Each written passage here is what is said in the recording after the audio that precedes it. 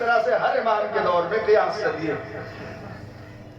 اس کی تفصیل میں مجھے زیادہ نہیں جانا ہے، مگر ایک بات عرض کرنا ہے کہ پیش نماز اور مدرس کو ملازم نہیں سمجھنا چاہیے. وہ ملازم نہیں ہے. جو مصلی پہ نماز پڑھاتا ہے وہ حاکم ہے، ملازم نہیں ہے، اس کی حاکمیت ہے. اور اگر ایک ہفتے آپ کے سمجھ میں اپنے پیش نماز کی حاکمیت نہ آئے تو جمعے کے دن جب وہ عصا لے کے کھڑا ہو تو آپ کو احساس کرنا پڑے گا کہ عالم. دیکھیں میں اس تفصیل میں زیادہ نہیں جاؤں گا، یہ آخری فقرہ ہے اس مسئلے کا. جب وہ عصا لے کے کھڑا ہو اور قانون اسلام کے اعتبار سے اپنے خطبے میں ضروریات دین کو بیان کرے تو اس کی حاکمیت کی طرف دیکھیے گا. بہت دنوں تک ایک فرسودہ خیال ہمارے قوم کے درمیان رائج تھا کہ عالم یا مسجد میں ہوگا یا مدرسے میں ہوگا یا ممبر پہ ہوگا. کافی عرصے تک چونکہ میں رکنوں میں مجلس پڑھ رہا ہوں لہٰذا مجھے زیادہ محنت کرنے کی ضرورت نہیں ہے. یا تو وہ مسجد کا امام ہوگا یا مدرسے کا مدرس ہوگا اور یا ممبر کا خطیب ہوگا. مسجد، مدرسہ، ممبر، تینوں میم سے ہیں. میں توجہ چاہ رہا ہوں، ذرا سا غور فرمائیے گا. بس اس سے زیادہ ایک مولوی کی حیثیت قوم کے درمیان کچھ نہیں تھی. ہمارے بچپنے تک بہت اچھا معیار تھا، بہت اچھا معیار تھا، مگر ہم جب رشد کی منزل کو پہنچے اور عقل سلیم نے ہمیں از حیث انسان دنیا میں پیش کیا تب ہم نے جب سے آنکھ کھولی دیکھا کہ زمانہ کچھ بدلتا رہا اور علماء کا وہ وقار جو ہمارے بزرگوں کے زمانے میں تھا وہ باقی نہیں رہا. مگر جو لوگ تین چیزوں میں مقید کرتے ہیں عالم کو انہیں جاننا چاہیے کہ تم نے حلقے میں لیا ہے. اگر مدرسہ نہ ہوتا تو تم جاہل ہوتے. آپ نے سنا نہیں؟ اگر مدرسہ نہ ہوتا تو پوری ملت جاہل ہوتی. جسے آپ ملازم سمجھ رہے ہیں وہ انسانیت کی رمق حیات ہے. آپ اپنی نبازی پہ شک کیجئے. جسے آپ ملازم سمجھ رہے ہیں اگر وہی نہ ہوتا تو آپ کے بچوں کو دین کا علم نہیں ہوتا، اور اگر یہ ممبر نہیں ہوتا تو علمی، اقتصادی اور قومی مسائل حل نہیں ہوتے اور آپ کے پاس کوئی اسٹیج نہ ہوتا. اور اگر آپ کے ہاں مسجد میں امام نہ ہوتا تو آپ یہ سمجھیے کہ آپ نماز تو پڑھتے مگر آپ کو نماز کے مسائل بتانے والا کوئی نہ ہوتا کہ آپ کو نماز کیسے پڑھنا ہے. تو آپ اپنی بنیادی چیز کو اگر ملازم بنا دیں گے، پتہ نہیں آپ کو مجھ سے کیا توقع تھی اور مجھے آپ سے کیا توقع ہے، ذرا سا متوجہ رہیں. اگر آپ بنیادی چیز کو ہی ملازم بنا دیں گے تو پھر میں یہ سمجھتا ہوں کہ ترقی کی راہیں رک جائیں گی اور آپ کے بڑھتے ہوئے قدم رک جائیں گے. اس لیے کہ اگر علم نہیں ہے، آپ کے پاس اسٹیج نہیں ہے، آپ کے پاس عبادت کا مرکز نہیں ہے تو آپ سمجھ لیجئے کہ آپ کا کیا ہونے والا ہے. میں توجہ چاہ رہا ہوں. اب یہاں سے میں اپنی گفتگو کا آغاز کرتا ہوں. یہ تمہیز صرف ایک فقرے کے لیے تھی. انما یخشی اللہ من عبادہ العلماء. قرآن کہہ رہا ہے کلمہ حصر کے ساتھ کہ خدا سے تو فقط علماء ہی ڈرتے ہیں. میں توجہ چاہ رہا ہوں. مولانا فرمان علی صاحب نے ابھی میں یہیں آنے کے بعد میں نے یہ فرمان صاحب کی تفسیر یہیں دیکھی ہے آگے اتر پٹی میں. انہوں نے لکھا ہے کہ یہ بالکل واضح اور صحیح ہے کہ علماء کے علاوہ اللہ سے کوئی نہیں ڈرتا. ابھی آپ مجھے بگڑ رہے ہوں گے اندر مگر واضح ہو جائے گا تو آپ خود قائل ہو جائیں گے. یہ بالکل صحیح ہے کہ علماء کے علاوہ کون خدا سے ڈر سکتا ہے. اس لیے کہ جو اللہ کی ہیبت کو نہ جانے، جو اللہ کے جلال کو نہ جانے، جو اللہ کے کرم کو نہ جانے، جو اللہ کی شان کو نہ جانے، جو اللہ کی ربوبیت کو نہ جانے، جو اللہ کی کبریائی کو نہ جانے، جو اللہ کی رزاقیت کو نہ جانے، جو اللہ کی توحید کو نہ جانے، جو اللہ کی یکتائی کو نہ جانے، جو سورہ توحید کا ترجمہ نہ سمجھ سکتا ہو، وہ خدا کے بارے میں ڈر کیسے اس کے دل میں ہو. یہ تو بہت چھوٹی سی بات میں نے کہہ دی. ابھی ہمیں اور آپ کو اپنے ماں باپ کی عظمت نہیں معلوم ہے، اس لیے ہم ان سے نہیں ڈرتے. میں توجہ چاہ رہا ہوں. اگر اصل حقیقت ہمارے والدین کی ہمیں معلوم ہو جائے تو ہم اپنے ماں باپ سے ڈرنے لگیں. میں توجہ چاہ رہا ہوں. بتائیے کتنے لوگ خدا سے ڈرتے ہیں؟ کتنے لوگ خدا سے ڈرتے ہیں؟ کوئی ہے ہاتھ اٹھا کے جو کہہ دے کہ میں خدا سے ڈرتا ہوں؟ میں خود کو شامل کر رہا ہوں آپ کے ساتھ. میں بھی نہیں کہہ سکتا ہوں کہ میں خدا سے ڈرتا ہوں. آپ کہیں گے کیسے؟ اس لیے کہہ سکتا ہوں کہ اگر میں خدا سے ڈرتا تو گناہ نہ کرتا. میں توجہ چاہ رہا ہوں. اگر میں خدا سے ڈرتا تو گناہ نہ کرتا. ہمارا گناہ اس بات کی علامت ہے کہ ہمیں خوف خدا نہیں ہے. آپ کہیں گے اس کا مطلب یہ ہے کہ ہم سب کو معصوم ہونا چاہیے تھا. بھائی دیکھیں گناہوں کی کچھ قدر بھی ہے. ایک دن آپ سے غلطی سے گناہ ہو گیا اس کے لیے توبہ کر لیجئے، مگر مسلسل روز آپ گناہ کر رہے ہوں یہ کون سا خوف خدا ہے؟ ایک پہچان میں بتانے جا رہا ہوں جو قرآن کی آیت نے کہا ہے کہ اللہ سے تو صرف علماء ہی ڈرتے ہیں. آپ اش اش کریں گے. میں توجہ چاہ رہا ہوں. ایک پہچان اور ہے، جو خدا سے ڈرتا ہے وہ کسی سے نہیں ڈرتا. میں توجہ چاہ رہا ہوں. جو خدا سے ڈرتا ہے وہ کسی سے نہیں ڈرتا. آدم خدا سے ڈرتے تھے اس لیے کسی سے نہیں ڈرے. نوح خدا سے ڈرتے تھے اس لیے کسی سے نہیں ڈرے. ابراہیم خدا سے ڈرتے تھے اس لیے کسی سے نہیں ڈرے. اور کر رہے ہیں موسیٰ خدا سے ڈرتے تھے اس لیے کسی سے نہیں ڈرے. یوسف خدا سے ڈرتے تھے اس لیے پورے مصر نے چاہا کہ انہیں ڈرا دے. میں توجہ چاہ رہا ہوں. مگر یوسف کسی سے نہیں ڈرے. اور یہ بھی شان سن لیجیے، جو کسی شہنشاہ سے نہیں ڈرتا صرف خدا سے ڈرتا ہے، اللہ اسے شہنشاہ بنا دیتا ہے. صلوات پڑھ دیں مل کے محمد اور آل محمد.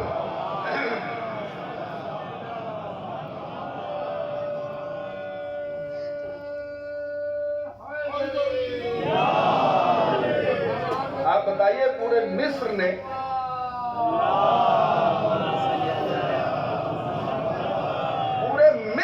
مل کے چاہا کہ جناب یوسف کو خوف زدہ کر دیں، جبکہ بچپنے میں ایک غلام کی حیثیت سے حضرت یوسف مصر میں داخل ہوئے ہیں. پورے مصر نے چاہا کہ خوف دلا دیں مگر یوسف کو خوف نہیں آیا. کوڑے پڑے نہیں ڈرے، قید میں رکھے گئے نہیں ڈرے، اذیتیں برداشت کی نہیں ڈرے. میں توجہ چاہ رہا ہوں. اور ایک بات سن لیجئے، جو اللہ کے فرمان پہ عمل کرتا ہے، میں توجہ چاہ رہا ہوں، اسے کسی کے فرمان کی پرواہ نہیں ہوتی.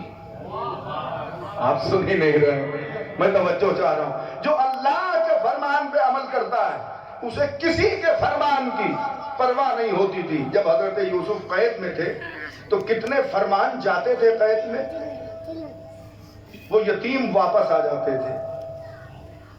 فرمان بھیجنے والا خود اپنے آپ کو سبک سمجھتا تھا مگر یوسف نے کبھی اپنے آپ کو سبک نہیں سمجھا، اس لیے کہ خدا سے ڈرتے تھے. یہ ڈرنے والی بات ابھی رنگ لائے گی. مجھے پتا ہے کہ جوان کن لفظوں میں ساتھ آتے ہیں. میں توجہ چاہ رہا ہوں. حضرت یوسف کسی سے نہیں ڈرے. اللہ نے کہا یوسف تم مجھ سے ڈرے تو ایک دن میں تمہیں وہ حیثیت دوں گا کہ پورا مصر تم سے ڈرے گا. آپ سن نہیں رہے ہیں، میں توجہ چاہ رہا ہوں. یعنی جو خدا سے ڈرتا ہے اس کو خدا کی طرف سے یہ صلہ ملتا ہے کہ جب تم میرے علاوہ کسی سے نہیں ڈرتے تو ایک دن تمہاری ایسی حیثیت بناؤں گا کہ سب تم سے ڈریں گے. اور وہ وقت آیا مصر میں کہ اب سارا مصر جناب یوسف سے ڈرتا ہے، اس لیے کہ اب لجام نبوت کے بعد لجام حکومت بھی یوسف کے ہاتھ میں ہے. ہاں میں توجہ چاہ رہا ہوں، میں خالی ایک بات کے لیے محنت کر رہا ہوں. اس کا مطلب اگر عالم حاکم بھی ہو تو زمانہ اس سے ڈرتا ہے.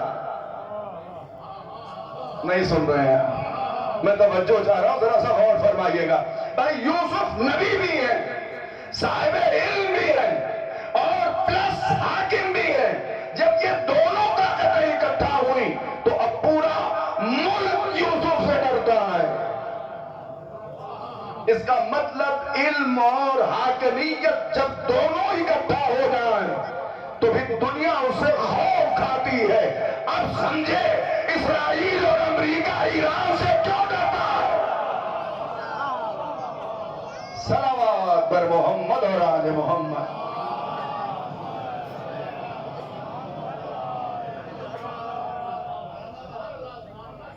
میں کیا کروں مشیر عباس،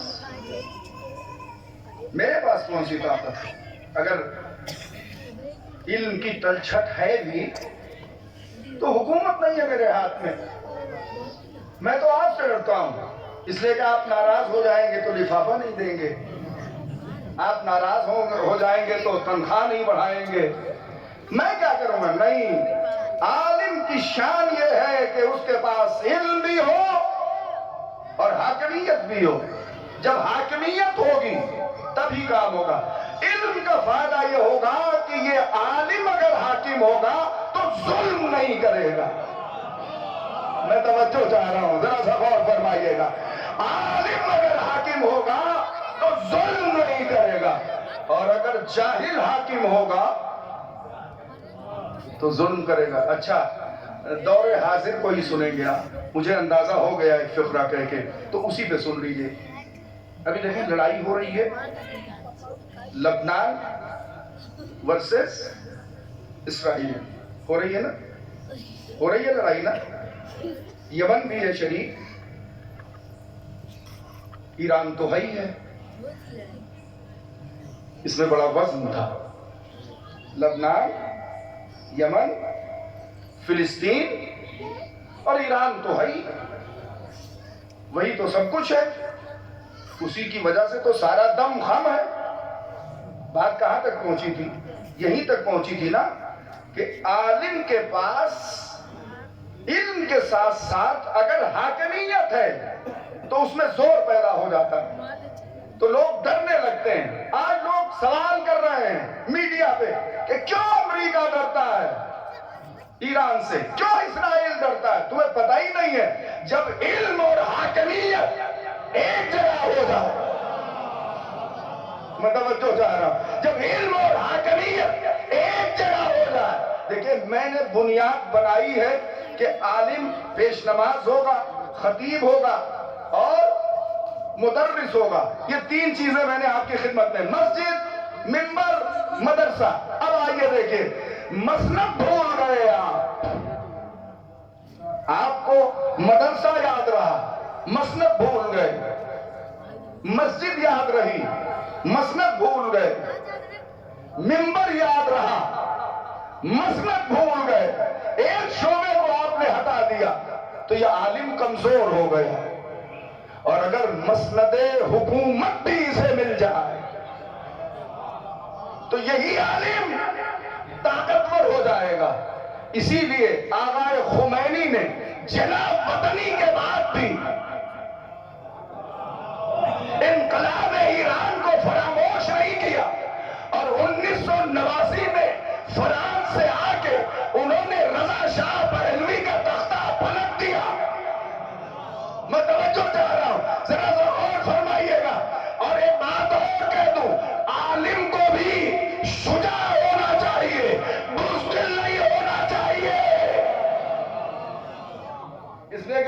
کا ساتھ دینے کے لیے قوم تیار نہیں ہوتی. اب ذرا سا ایک بات کہہ دوں تاکہ سب ہمارے ساتھ آ جائیں. بزدل کا ساتھ دینے کے لیے قوم تیار نہیں ہوتی.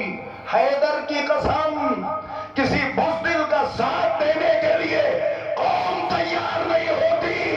39 دن تک جو لشکر خیبر میں بھاگا تھا، آپ سن نہیں رہے، 40ویں دن بھاگنے کی کوئی روایت نہیں ہے، اس لیے کہ اگر عالم اور حاکم شجاع ہے تو امت بھی مرد ہوگی.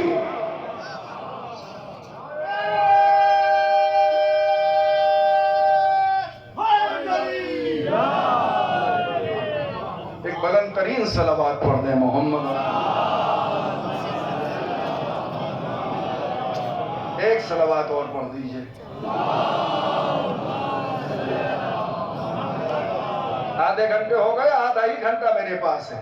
عالم اس وقت سپر پاور ہو جاتا ہے جب علم کے ساتھ اس کے پاس حکومت ہوتی ہے.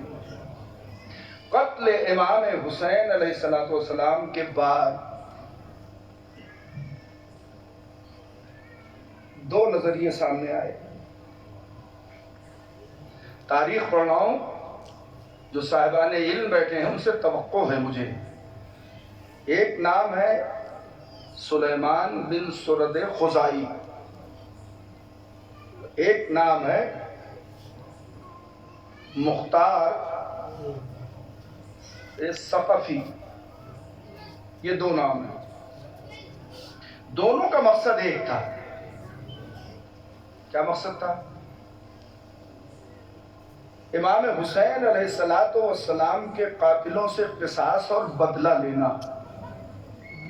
دونوں کا مقصد ایک تھا. دونوں کے کلمے میں علی ولی اللہ شامل تھا. ذرا سا بیدار ہو کے سنیں. علی ولی اللہ پہ تو ایک نئی حیات مل جاتی ہے، جو بیمار ہو اسے بھی شفا مل جاتی ہے. دونوں کے کلمے میں علی ولی اللہ شامل تھا. صرف محمد رسول اللہ تک ان میں کوئی نہیں تھا. سلیمان بن سرد خزائی بھی علی ولی اللہ پڑھتے تھے اور مختار ثقفی بھی علی ولی اللہ پڑھتے تھے. اور ایک بات اور سن لیجئے، جب کوئی بہادر علی ولی اللہ کہتا ہے تو زیادہ اچھا لگتا ہے. میں توجہ چاہ رہا ہوں. جب کوئی بہادر اور شجاع علی ولی اللہ کہتا ہے تو اور اچھا لگتا ہے. اسی لیے بزدلوں کے مقدر میں یہ کلمہ آیا ہی نہیں. میں توجہ چاہ رہا ہوں، ذرا سا غور فرمائیے گا. علی ولی اللہ کا مقدس کلمہ بزدلوں کے مقدر میں ہے ہی نہیں. میں قسم کھا کے کہہ سکتا ہوں، آپ علی کو بغیر دیکھے علی ولی اللہ کہتے ہیں. ارے ایسے ہی بیٹھے رہیں گے کیا؟ آپ نے علی کو دیکھا ہے کیا؟ آپ میں سے کسی نے دیکھا ہے؟ یا کسی پہ معجزہ نہیں ہوتا جس نے امیر المؤمنین کو دیکھا؟ مگر علی ولی اللہ دل سے پڑھتے ہیں نا. ان کے بارے میں کیا کہیں گے؟ جنہوں نے علی کو دیکھا ہے اور ایسے ویسے نہیں دیکھا ہے، ہر انداز میں دیکھا ہے، ہر انداز میں دیکھا ہے. کبھی نبی کی آغوش پہ، کبھی نبی کے سینے پر، کبھی نبی کے دوش پر، کبھی خانہ کعبہ کے قریب. میں کچھ عرض کر رہا ہوں، کبھی میدان میں. اور جس نے نہیں دیکھا تھا انہیں رسول نے دکھا دیا. میں توجہ چاہ رہا ہوں. جنہوں نے نہیں دیکھا ہوگا انہیں قدیر خم کے میدان میں نبی نے اپنے دونوں ہاتھوں سے اٹھا کے کہہ دیا من کنت مولا فہذا علی مولا. کہہ دیا ہم نے بغیر دیکھے علی ولی اللہ. بڑی شان سے کہا. نہیں، یہ بزدلوں کا مقدر نہیں ہے علی ولی اللہ. چاہے 10 ہوں، دیکھیں اس کو بہت غور سے سنیے گا. بزدل چاہے 10 ہوں، چاہے 20 ہوں، چاہے 30 ہوں، چاہے 40 ہوں. اگلی 2 گنتیوں پہ آپ کا اس ذہانت کا امتحان ہے. 40 ہو، 50 ہو یا 56 ہو. کہاں میں توجہ چاہ رہا ہوں. دیکھیں میں ابھی ایک وہ کلپ سن رہا تھا. مولانا مہدی حسن صاحب واعظ، خوب آپ جانتے ہیں، بڑی خدمتیں ہیں ان کی. انہوں نے کہا کہ غرور سماعت، کیا غرور سماعت. تو میں ان کا جملہ نہیں دہرانے جا رہا ہوں. اگر آپ یہ کہہ سکتے ہیں کہ غرور خطابت آپ میں ہے تو آپ کی خاموشی میں ہم یہ بھی کہہ سکتے ہیں کہ آپ کو غرور سماعت ہے. صلوات پڑھیے مل کے محمد اور آل محمد پر. اور کر رہے ہیں آپ. تو ہم لوگ 56 لوگ بھی اگر ہیں اور بزدل ہیں تو ان کا مقدر علی ولی اللہ نہیں ہے. اگر ایک ہے کوئی اور بہادر ہے تو اس کا مقدر علی ولی اللہ ہے. اب کیا وضاحت کروں میں؟ 56 لوگوں کے پاس علی ولی اللہ